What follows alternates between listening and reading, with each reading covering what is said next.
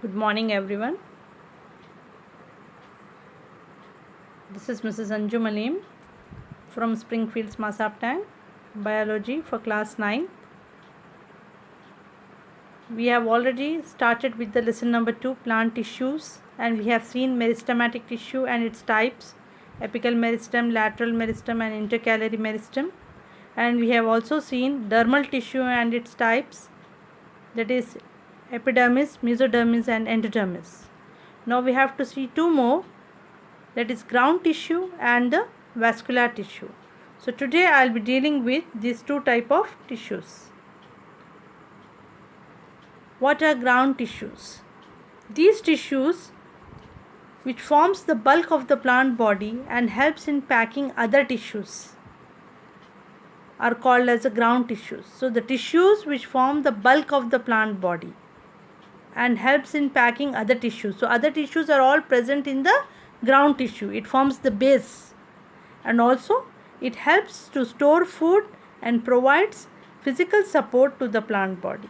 So this is the function of the ground tissue. It helps to store food and provides physical support to the plant body, and also it forms the bulk of the plant body, that is the base for the all other tissues. It is basically of three types: parenchyma, collenchyma, and sclerenchyma. Parenchyma, collenchyma, and the sclerenchyma. Now I will be telling you about each of these three. Parenchyma, the cells of the parenchyma are soft, thin-walled, loosely packed.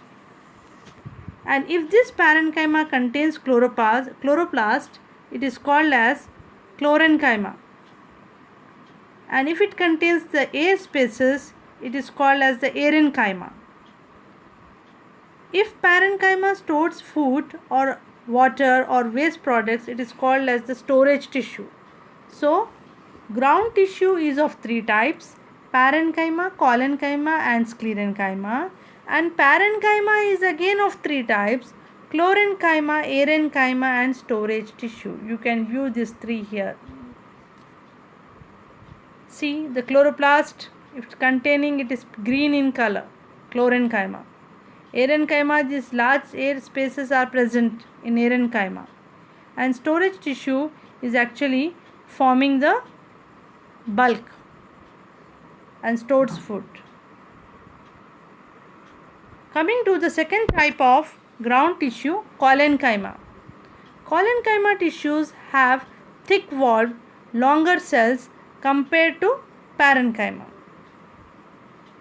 The walls are thick and the cells are longer, whereas parenchyma have thin-walled cells.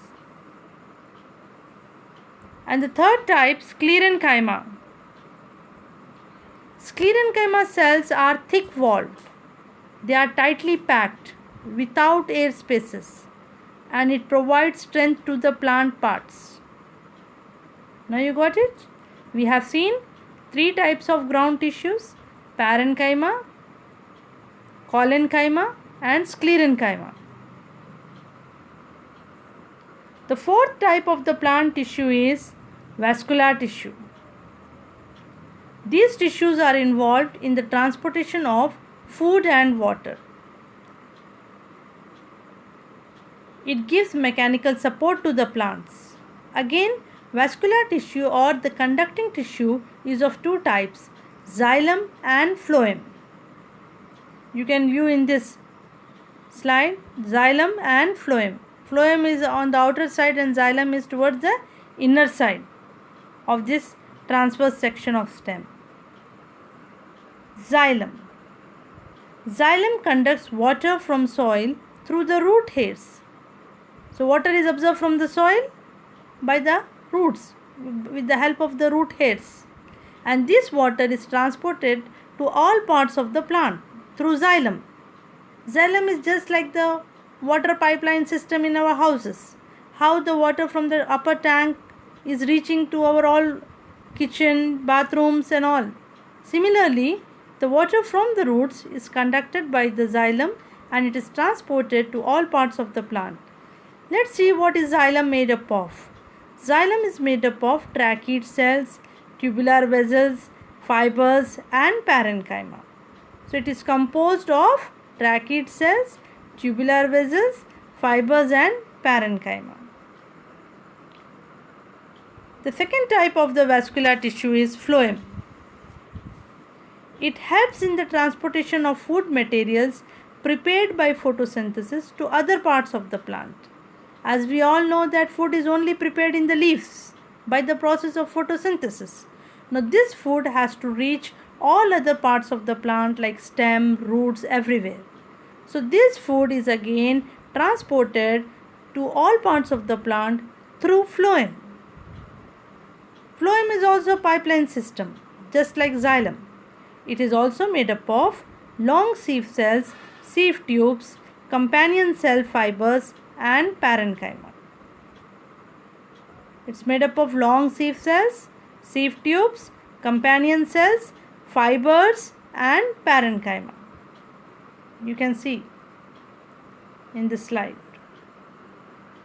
Now, how to observe all these four types of tissues in a plant? For that we have to take the TS of a stem. You can take monocot stem or dicot stem. In that we observe how the epidermis is present on the outer side. Epidermis means dermal tissue. It is present on the outer side. Epidermis, mesodermis and endodermis will be present on the outer side of the stem. And inner to it will be our meristematic tissue. And inner to the meristematic tissue will be the ground tissue, in which the vascular tissues are present or the vascular bundles or conducting tissues are present. Vascular bundles are again composed of xylem and phloem, which conducts food and water.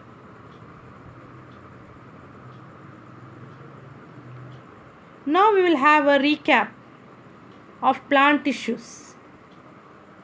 Plant tissues are of two types, meristematic and permanent tissues. Actually we have seen four types, but to divide it into simple way we say two types. Meristematic are again apical meristem, intercalary meristem and lateral meristem. And permanent tissues are simple and complex.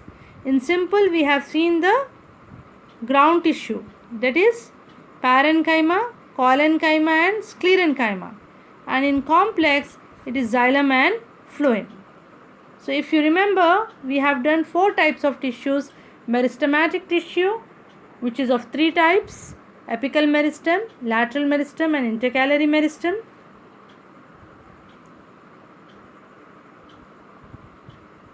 And after meristematic tissue we have done dermal tissue, which is epidermis, mesodermis and endodermis. After that we have seen ground tissue consisting of parenchyma, collenchyma and sclerenchyma, and the last is the vascular tissue, which is composed of xylem and phloem. Please note down the homework.